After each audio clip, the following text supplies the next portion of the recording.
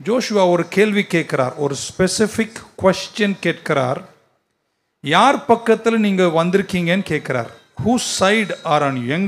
எங்களுக்காக வந்தீங்களா, எங்கள் சத்துருக்களுக்கு சார்பில் வந்தீங்களா என்று கேட்கிறார். அந்த பட்டயம் உருவின மனிதனை பார்த்து. இப்போது வேத அறிஞர்கள் கருதுகிறார்கள், அன்றைக்கு பட்டயம் உருவி அங்கே வந்து நின்ற சேனைகளின் கர்த்தர் இயேசுவாய் தான் இருக்க வேண்டும் என்று மேக்சிமம் இறையியல் வல்லுநர்கள் நம்புகிறார்கள். சிலர் அப்படி நம்புகிறார், சிலர் தூதன் என்று சொல்லுகிறார்கள். கர்த்தர் அங்கே வந்து நின்றார். முதல் கேள்வி அவர் கேட்கிறார், நீங்கள் எங்களுக்காய் வந்தீங்களா இல்லை எங்கள் சத்துருக்களுக்காக வந்தீர்களா என்று கேட்கிறார். அந்த கர்த்தர் சொன்ன வார்த்தை, நான் உனக்காகவும் வரல, நான் அவங்களுக்காகவும் வரல. நீங்கள் தப்பான கேள்வியை கேட்குற ஜோஷுவா, நான் உன் சைட்லையும் இல்லை அவங்க சைட்லையும் இல்லை, ஆனால் நான் உன்கிட்ட ஒரு கேள்வி கேட்குறேன், நீ எந்த சைடில் இருக்கீங்களா எல்லாரும் உயிரோட காலையில்? I ask you who side you are. நீ எந்த பக்கத்தில் இருக்க ஜோஷுவா என்று கேட்டார். ஆமென். ஸோ ஜோஷுவாவுக்கு சொல்கிறார், மகனே ஜோஷுவாவே, நான் இங்கே வந்து இந்த சைடு அந்த சைடுன்னு வரல, நான் யுத்தத்தை ஜெயிக்க வந்திருக்கிறேன். இப்போ நான் யார் சைடில் இருக்கேன் என்பதை விட நீ யார் சைடில் இருக்கிறியோ அந்த சைடு ஜெயிக்கும். ஏன்னா நான் சேனைகளின் கர்த்தர். இவங்க புரிஞ்சிருக்கும்னு நினைக்கிறேன். இந்த உலகத்தில் நமக்கு தெரிஞ்சு 2 சைடு தான் இருக்கும், ஒன்று தேவன் சைடு, இன்னொன்று பிசாசு சைடு. தேவன் சைடில் இருக்கிறவங்களாம் ஒரு அலிலியா சொல்லுங்க பார்க்கலாம். அந்த சைடை கேட்க வேண்டிய அவசியம் இல்லை, அங்கே இல்லை நீங்கள். ஆமென். ஸோ அவர் கேட்குறாரு, நீ ஏன் பட்சத்தில் இருக்கிறியா அவர் பட்சத்தில் இருக்கியான்னு ஜோஷுவா கேட்டார். கர்த்தர் சொன்னார், நெய்தர் சைட், பட் நீ ஏன் பட்சத்தில் இருந்தினா நான் உனக்கு ஜெயத்தை தருவேன். எத்தனை பேர் நீங்க நம்புறீங்க? நீங்க கர்த்தருடைய பட்சத்தில் வந்து உங்களை முழுமையா ஒப்பு கொடுத்தா, நான் நம்புறேன் இந்த யுத்தங்களை எல்லாம் கர்த்தர் உங்களுக்கு ஜெயமாக முடிப்பதற்கு வல்லவராய் இருக்கிறார். ஆமென். ஒரு குடும்பத்தை கவுன்சிலிங் பண்ணும்போது, ஆலோசனை சொல்லும்போது, பிரச்சனை நடக்குது, ஒருத்தர் குற்றங்களை சொல்லிகிட்டே இருக்காங்க. இவர் அப்படி, அவங்க அந்த அம்மா இவரை சொல்கிறாங்க, இந்த அம்மா அவர் சொல்கிறாங்க. நடுவில் நாங்கள் மாட்டிக்கிறோம் பாருங்கள். ரொம்ப நேரம் பேச்சு போனதுக்கப்புறம் அந்த அம்மா கேட்டாங்க, ஏன்னா நான் வந்து அவர் சைடாக கொஞ்சம் பேசுகிற மாதிரி இருக்குன்னு என்னை கேட்டாங்க, நீங்கள் அவங்க சைடா ஏன் சைடா? நான் சொன்னேன் 2 சைடும் இல்லை, நான் கர்த்தர் சைடு. அதுக்கப்புறம் சொன்னேன், உன் குடும்பம் நல்லா இருக்கணும்னா நீங்களும் கர்த்தர் சைடில் 2 பேர் வந்துட்டீங்கன்னா உங்கள் குடும்பம் நல்லா இருக்கும். நான் சொன்ன ஆழம் புரிஞ்சிருப்பீங்கன்னு நினைக்கிறேன். ஸோ சபையிலும் சரி, குடும்பத்திலும் சரி, அவர் சைடில் இருந்தீங்கன்னா, அவர் பட்சத்தில் இருந்தீங்கன்னா, அவர் பக்கத்தில் இருந்தீங்கன்னா உங்கள் யுத்தங்கள் எல்லாமே கர்த்தர் ஜெயமாக முடிப்பார். ஜோஷுவா கேட்குறார், நீ யார் பட்சத்தில் வந்திருக்க? யாருக்கு ஜெயம் கொடுக்க வந்திருக்கீங்க? எங்களுக்காக வந்தீங்களா இல்லை எங்கள் சத்துருக்களுக்காக வந்தீர்களா? கர்த்தர் சொன்னார், நான் ஜெயிக்க தான் வந்திருக்கிறேன். நீ முதல்ல யார் பட்சத்தில் இருக்க? நீ எத்தனை பேர் தைரியமாக சொல்ல முடியும் நான் கர்த்தர் பட்சத்தில் இருக்கேன் அப்படின்னு? அரை கையா இருக்குன்னா அது சரியா இல்லை. இன்னொரு வாட்டி, யார் கர்த்தர் பட்சத்தில் இருக்கீங்க? எவ்வளோ கஷ்டமாக இருந்தாலும், எவ்வளோ யுத்தமாக இருந்தாலும், எவ்வளோ வேதனையாக இருந்தாலும், நான் ஒரு பக்கம் திரும்ப போகிறேன், அது கர்த்தர் பக்கத்திலேயே இருந்து விடுகிறேனே. கர்த்தர் உங்களை கைவிட மாட்டார். உங்கள் யுத்தங்கள் ஜெயமாய் முடியும். As soon as Joshua spoke, I am on your side, உங்கள் பக்கத்தில் நான் இருக்கேன் என்று ஜோஷுவா தேவன் கிட்ட சொன்ன போது, அல்லது பட்டை முறிவிய மனிதர்கிட்ட சொன்ன உடனே அடுத்த வார்த்தை அவர் சொன்ன வார்த்தை, உன் பாதரட்சையை கலட்டு அப்படின்னார். ரொம்ப ஆழமான ஒரு விஷயத்தை 10 நிமிஷத்தில் நான் சொல்லி முடிக்கணும். உன் பாதரட்சையை கலட்டுன்னார். இன்னைக்கு நானும் உங்களை கேட்குற கேள்வி, உங்கள் பாதரட்சையை நீங்கள் கலட்டினீர்களா? அங்கே கலட்டிட்டு இங்கே வந்திருக்கீங்க, அதை பற்றி சொல்லலை. நான் ஆவியில் பேசுகிறேன். ஆமென். ஜோஷுவாவினுடைய தந்தையாக அல்லது மென்டராக தன்னை உருவாக்கின மோசே அவர்களும் ஒரு நாள் மீதிய வனாந்தரத்தின் பின்னணியில் முற்செடியில் கர்த்தர் சந்தித்தார். மோசையை சந்தித்த போது மோசையை கர்த்தர் கூப்பிடுகிறார். ஆமென். என்ன ஆண்டவரேன்னு கேட்டபோது முதல்ல கர்த்தர் சொன்ன வார்த்தை மோசே கிட்ட, உன் பாதரட்சையை கலட்டு, நீ நிற்கிற இடம். மோசே கிட்டையும் அதே வார்த்தை சொன்னார், ஜோஷுவா கிட்டையும் அதே வார்த்தையை தான் கர்த்தர் சொல்கிறாரு. First take your shoes off, முதல்ல உன்னுடைய பாதரட்சையை கலட்டு அப்படின்றார். ஆமென். Take the shoes off. நிறைய அதனுடைய பின்னணிகள் பல விதத்தில் நாம் ஏற்கனவே பேசியிருக்கிறோம். பட் ஷூ அல்லது பாதரட்சை அப்படின்னு பைபிளில் படித்த போது எனக்கு ஒரு பெரிய வித்தியாசத்தை நான் புரிந்து கொள்ள தொடங்கினேன். இன்னைக்கு எத்தனை பேர் உங்களை முழுமையாக கர்த்தருக்கு ஒப்பு கொடுப்பீங்க? ஸோ என்ன அர்த்தம்? அவர் பாதரட்சை கலட்ட சொன்னார். ஆமென். பாதரட்சை கலட்டுவதில் பல்வேறு விஷயங்கள் இருக்கு பூமியில். பட் வேதத்தின் ஆழத்தில் பாதரட்சை கலட்டுவதில் ஒரு ஆழத்தை பார்க்கிறேன். ரூத்தின் புஸ்தகம் 4ஆம் அதிகாரம் உங்களை திருப்பும்படி அன்போடு கேட்குறேன். நகோமி, அவருடைய புருஷன், அவருடைய பிள்ளைகள் மோவாபுக்கு போயிட்டாங்க. இஸ்ரேலில் பஞ்சம் வந்த போது மோவாபுக்கு குடிபெயர்ந்து போய்விட்டார்கள். அங்கே போய் தங்கள் நிலங்களெல்லாம் விற்றுட்டு, இஸ்ரவேல் இருந்த நிலங்களெல்லாம் விற்றுட்டு அந்த செல்வத்தை எடுத்துக்கொண்டு மோவாபுக்கு போகிறார்கள். நவோமியும் 2 புத்திரர்களும். உங்களுக்கு தெரியும், 2 பேருக்கும் கல்யாணம் ஆச்சு. 2 புத்திரர்களுக்கும் ஓர்பாள், ரூத் என்று அவங்க மனைவி பேர். காலங்களில் என்ன நடந்தது? நவோமியின் புருஷனும் மரித்து போனார்கள். ரூத்தின் புருஷனும் மரித்து போச்சு. ரூத்தின் புருஷனும் மரித்து போயிட்டாங்க. ஓர்பாளின் புருஷனும் மரித்து போயிட்டாங்க. இப்பொழுது நவோமி திரும்பவும் ஒரு காலம் வந்தபோது திரும்பவும் இஸ்ரவேலுக்கு வந்துவிட வேண்டும் என்று நினைக்கிறார்கள். இஸ்ரவேலுக்கு வருகிறார்கள். அங்கே வந்த பின்னாடி உங்களுக்கு தெரியும், மேக் த ஸ்டோரி ஷார்ட், ரொம்ப சுருக்கி பேசுவதற்காக இப்படி சொல்கிறேன். அவர்கள் வந்தபோது போவாஸ் என்ற ஒரு மனிதனை சந்திக்கிறார். போவாஸ் பட்டணத்தில், கவனமாக கேட்கணும், போவாஸ் பட்டணத்தில் இருக்கிற எல்லா மூப்பர்களையும் கூப்பிட்டு, இப்போ இந்த ரூத்தை கல்யாணம் பண்ண வேண்டிய ஒரு நேரம் வருகிறது. ஆமேன்.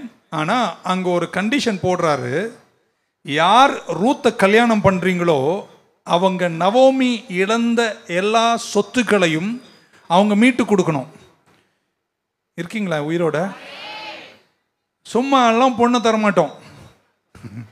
நீ அவளை கட்டணும்னா அதுக்கு ஒரு பெரிய விலக்கரையும் கொடுக்கணும் அப்படின்றார்.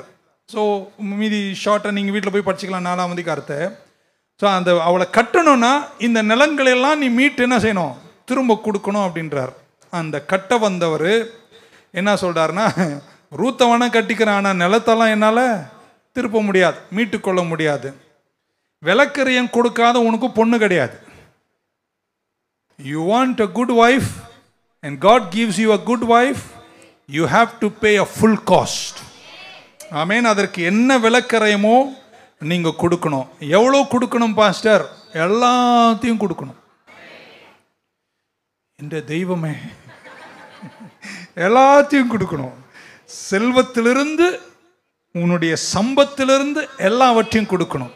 அதே மாதிரி இந்த பக்கம் கேட்குறேன், சகோதரிகளே, கடவுள் உங்களுக்கு நல்ல ஒரு புருஷனை கொடுத்தார் என்றாள். பரவாயில்ல, 4ஆமேனாவது வந்துச்சு. நீங்கள் உங்கள் புருஷனுக்கு என்ன விலக்கரையும் கொடுக்கணும், எல்லாத்தையும் கொடுக்கணும். அப்படி செஞ்சாதான் நீங்க நலமா இருப்பீங்க. 100% கொடுக்கணும். நல்லா கையை உயர்த்தி அதுக்கு ஒரு ஆமீன் சொல்லிடுங்க பார்க்கலாம். ஆமென். ஸோ அவர் சொல்லாரு, நான் கல்யாணம் பண்ணிக்கிறேன், ஆனால் சொத்துக்களெல்லாம் என்னால் மீட்க விலக்கரையும் கொடுக்காம ஒரு நல்ல உறவு இருக்கவே முடியாதுங்க. ஆமென். ஸோ ரூத் 4ஆம் அதிகாரத்தின் 7ஆம் வசனத்துக்கு போகிறேன். 7, 8 மட்டும் உங்கள் புரிதலுக்காய் வாசிக்கிறேன். Now this was the manner, அப்படி சொல்றார், this was the custom in the former times in Israel. Israel இப்படி ஒரு கஸ்டம் இருந்துச்சு. என்னவென்றால், கன்சர்னிங் ரிடீமிங் அண்ட் எக்ஸ்சேஞ்சிங், ஒரு சொத்தை மீட்டுக்கொள்வதற்கும் எக்ஸ்சேஞ்ச் பண்ணுவதற்கும் ஒரு கஸ்டம் இருந்துச்சு. ஸோ ஒரு மனுஷன் இப்படி செய்யணும்னு, ஒரு திருமணத்தை செய்யணும் அல்லது ஒரு காரியத்தை செய்யணும்னு நினைச்சார்னா, one man took off his sandal, ஒரு மனிதன் அவனுடைய பாதரட்சை கலட்டி இன்னொருத்தனுக்கு கொடுப்பார். இது இஸ்ரவேலில் என்றுமே நடந்த ஒரு பாரம்பரியம், ஒரு கஸ்டம், ஒரு மேனர் அப்படின்றார். ஆமென். ஸோ ரிடீமிங் அண்ட் எக்ஸ்சேஞ்சிங், மீட்டு கொள்வதும் நமக்காக பரிமாற்றம் செய்வதும். ஸோ நம்மை மீட்டு கொண்டார் ஆண்டவர். என் பாவத்தை நான் அவருக்கு கொடுத்தேன், அவர் நீதி அவர் எனக்கு கொடுத்தாரு. இதுதான் ரட்சண்யம். ஆமென். ஸோ ஒரு மனிதன் தன்னுடைய பாதரட்சை எடுத்து இன்னொரு மனிதனுக்கு கொடுக்கிறாரு. இது இஸ்ரவேலில் நடந்தது. இப்போ நான் சொல்லும்போது கூட உங்களுக்கு புரியல நான் என்ன சொல்றேன். இப்போ ரூத்தை பத்தி சொல்லி வந்துட்டு இருக்கேன். இந்த கஷ்டம் எங்க, இந்த பாதரட்சை கலட்டுறதுல என்ன இருக்கு அப்படின்றது பைபிள்ல காட்டுறேன். எங்க இருந்து வந்துச்சுன்னா, உபாகமத்தின் புஸ்தகத்துல இப்படி நடந்துச்சு. ஒரு மனுஷன் மரிப்பான். கவனமா கேளுங்க, ரொம்ப சுவாரஸ்யமான விஷயம். ஒரு ஆண்மகன் மரிச்சிட்டான்னு வைங்களேன், அவனுக்கு கல்யாணம் ஆச்சு, அவனுக்கு ஒரு ஆண் பிள்ளை இல்லை என்றால், நீங்க புரிஞ்சுப்பீங்க, ஒரு ஆண்மகன் மரிச்சு அவனுக்கு ஒரு பிள்ளை இல்லை என்றால், அவர் மரிக்கும் போது அவர் விட்டு போன மனைவிய அண்ணன் கல்யாணம் பண்ணிக்கணுமா? என்னாச்சு? பைபிள் அப்படி ஒரு கஷ்டம் இருக்கு. இப்போ இல்லை, அந்த காலத்தில் இருந்திருக்கு. ஆமேன். ஸோ க்ளோசஸ்ட் பிரதர், அடுத்த வரமுறையில் வருகிற சகோதரன் யாரோ, அவருக்கு ஆண் பிள்ளை அந்த பெண்மணிக்கு இல்லை என்றால், தம்பியினுடைய மனைவியை அவர் என்ன செய்யணும்? மணந்து கொண்டு அவளை காப்பாற்றணும் என்ற ஒரு கஷ்டம், ஒரு மேனர் இருந்துச்சு. அது எப்படி நடந்துச்சுன்னு சொல்றேன், நீங்க புரிஞ்சுப்பீங்க. 25ஆம் அதிகாரம் உபாகமம் 7-9 வசனம். And if the man like not to take his brother's wife, இப்போ ஒருத்தர் மரிச்சிட்டாரு, அண்ணன் தம்பியினுடைய மனைவி என்ன செய்யணும்? மணந்து கொள்ளணும் என்ற ஒரு கஷ்டம். ஆனால் அவர் விரும்பவில்லை என்றால், ஆமென், அவர் விரும்பவில்லை என்றால், let his brother's wife go up to the gate unto the elders, மூப்பர்களோடு நகர வாசலுக்கு சென்று அவர் அந்த அம்மா சொல்லணும், my husband's brother refused to raise up unto his brother a name in Israel, என்னுடைய கணவருடைய சகோதரன் மூத்தவர் அண்ணன் என்னை மணந்து கொள்ள விரும்பவில்லை, he will not perform the duty of my husband's brother. கவனிக்கிறீங்களா?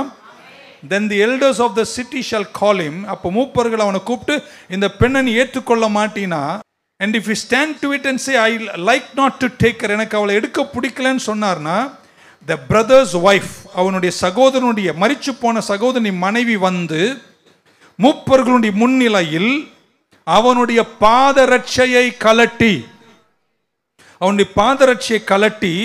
அவன் முகத்தில் துப்பி, இயேசுவே ரட்சகா, நல்ல வேலை பழைய ஏற்பாட்டில் நம்ம இல்லை, அவன் பாதரட்சியை கலட்டி அவன் முகத்தில் துப்பின பின்பு, and shall answer and say, so shall it be done unto the man that will not build up his brother's house, சகோதரன் வீட்டை கட்டாத இவனுக்கு அப்படியே இருக்க கடவது. 10ஆம் வசனத்தை வாசிக்கிறேன். and his name shall be called in Israel, அவருக்கு பேரை மாத்திடுவாங்களாம், என்னன்னா பாதரட்சியை கலட்டினவன் பேராம்.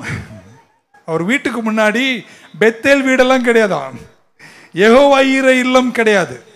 அந்த பெண்மணி போய் அந்த வீட்டுக்கு முன்னாடி அவனுக்கு ஒரு போர்டே வச்சிருமா, என்னன்னா இவன் யாருன்னா பாதரட்சை கலட்டப்பட்டவன் அப்படின்னு ஒரு பேரை. என்ன ஒரு கஷ்டமோ. ஓகே, அப்படி செய்வாங்களாம். ஸோ சகோதரன் அந்த பெண்மணியை மணக்க விரும்பவில்லை என்றால் அவனுடைய பெயர் பாதரட்சை கலட்டப்பட்டவன், முகத்தில் துப்பி அவனுடைய பாதரட்சை கலட்டுவார்கள் என்று வாசிக்கிறோம். என்ன ஒரு கொடுமை இல்லை அது? ஆமென். பேரே ஆதாரில் வந்துடும், செருப்பு கலட்டப்பட்டவன். ஓகே, அந்த பேர் நமக்கு வேணாம் அப்படின்னு நினைக்கிறேன். அப்படின்னா என்ன அர்த்தம்? இந்த அண்ணனுக்கு தம்பி மனைவிய கல்யாணம் பண்ணுகிற உரிமை, என்ன கேட்குறீங்க, கல்யாணம் பண்ற உரிமை அவனுக்கு இருக்கு. ஆனா அந்த உரிமையை கேட்குறீங்க, கவனமா முடிச்சிட்டேன், செய்தி முடிஞ்சிச்சு. அந்த உரிமையை அவன் விட்டு கொடுத்துட்டானா, அப்படின்னா எனக்கு வேணாம் அப்படின்னு அவன் விட்டு கொடுத்துட்டானா அவனுடைய பாதரட்சை கலட்டப்படுகிறது. புரிஞ்சுக்க நீங்க ஒரு ஆமீன் சொல்லியிருப்பீங்க. அப்ப பாதரட்சை கலட்டப்படுவதற்கு பல அர்த்தங்களில் ஒன்று என்னன்னா, பாதரட்சை கலட்டுறாங்கன்னா என்ன அர்த்தம்? என் உரிமையை நான் விட்டு கொடுக்கிறேன். இன்னொரு முறை சொல்லுவேன், ஆமீன் சொல்லிடுங்க, முடிஞ்சிச்சு. பாதரட்சை கலட்டுவது என்றால் எனக்கு ஒரு உரிமை இருந்துச்சு, ஆனா அந்த உரிமையை நான் என்ன செய்றேன்? விட்டு கொடுக்கிறேன். இன்னொரு முறை, யாரும் விட்டு கொடுக்குற மாதிரி தெரியல எனக்கு. எனக்கு ஒரு உரிமை இருக்கு, ஆனா அந்த உரிமையை நான் என்ன செய்றேன்? விட்டு கொடுக்கிறேன். ஆமென். நீங்க பாதரட்சை கலட்டலன்னா என்ன தெரியுமா அர்த்தம்? என் உரிமையை விட்டு கொடுக்கலன்னு அர்த்தம். ஜோஷுவா கிட்ட சொல்றாரு, நான் எந்த பட்சம்னு கேட்கறத விட முதல்ல நீ என் பக்கமா இருக்கியா, ரெண்டாவது என் பக்கம் நீ இருந்தினா நான் யுத்தத்தெல்லாம் முடிப்பேன். ஆனா உன்கிட்ட ஒரு கேள்வி கேட்கிறேன், நீ பாதரட்சைய கலட்டுனியா அப்படினியா? முதல்ல உனக்கு இருக்கிற எல்லா உரிமையையும் நீ கலட்டுனா நான் உனக்கு யுத்தம் பண்ணுவேன்ட்டார். ஒரு அழிலையா சொல்வீங்கன்னு நினைச்சேன். ஸோ பாதரட்சை கலட்டுவது, ஆமென், ஆண்டவர் சொல்றார், உன்னுடைய உரிமையை நீ விட்டு கொடுத்தா. ஆமென். இப்போ ரூத்தினுடைய க்ளோசஸ்ட் ரிலேட்டிவா யார் இருந்தாங்கன்னா போவாஸ். ஆமென். போவாஸுக்கு அந்த உரிமை கர்த்தர் கொடுத்தார். ஆமென். ஒரு மனிதன் இன்னொருத்தருக்கு கொடுக்கிறாரு. ரூத்துக்கு இவனை கல்யாணம் பண்ணணும் உரிமை கொடுத்தாரு. அவன் உரிமையை விட்டு கொடுத்த போது அவன் பாதரட்சை கலட்டப்பட்டது. அவன் பாதரட்சை கலட்டி அவன் உரிமையை விட்டு கொடுத்ததுனால தான் போவாசால ரூத்தை கல்யாணம் பண்ண முடிஞ்சது. உங்க வாழ்க்கையில இருக்கீங்களா? உங்க குடும்பத்தில் கர்த்தர் வந்து சில விஷயங்கள் எல்லாம் உங்களுக்கு சொல்லும் போது, சில யுத்தங்களை ஜெயிக்கிற நேரம் வரும்போது, நீங்கள் சிலர் உங்கள் பாதரட்சை கலட்டினாலே அப்படின்னா இது ஏன் உரிமை அல்ல, நீரே எல்லாவற்றையும் ஆளுகிறீர் என்று உங்க உரிமையை கர்த்தருக்கு விட்டு கொடுக்கிறவர்களா இருந்தால் கர்த்தர் உங்களை வெற்றியாய் நடத்துவார். ஆமென். மோசேயை முற்செடியில சந்தித்தாரு. சந்தித்த போது முதல்ல அவர் கேட்ட கேள்வி, நீ நிக்கிற இடம் பரிசுத்த ஸ்தலம், உன் பாதரட்சை என்ன செய், கலட்டு. அப்படின்னா என்ன தெரியுமா அர்த்தம்? மோசே, உன்னை நான் எகிப்துக்கு அனுப்ப போறேன், நான் உன் கூட இருப்பேன், உன் கோலை கொண்டு உன்னை அனுப்புறேன், எல்லாம் உனக்கு வெற்றியா நடக்கும். ஆனா நீ இன்சார்ஜா இருக்க கூடாது, நான் தான் இன்சார்ஜா இருப்பேன். அப்போ உங்க பாதரட்சியை கலட்டுவதென்றால் என்ன தெரியுமாங்க? நான் இப்படி நம்புகிறேன், உங்க வாழ்க்கையில உங்களுக்கு கொடுத்த குடும்பத்திலிருந்து, செல்வத்திலிருந்து, வாழ்க்கையிலிருந்து எல்லாத்திலையுமே இன்சார்ஜ் நான் அல்ல, இன்சார்ஜ் கர்த்தர் தான் என்று உங்க உரிமையை கர்த்தருக்கு விட்டு கொடுக்கும் போது உங்களை கர்த்தர் நடத்துகிற விதமே ஒரு வித்தியாசம். ரெண்டு கையை உயர்த்தி சொல்லுங்க, கர்த்தாவே என்னை முழுமையாக அர்ப்பணிக்கிறேன். நல்ல ஒரு ஆமென் சொல்ல மாட்டீங்களா?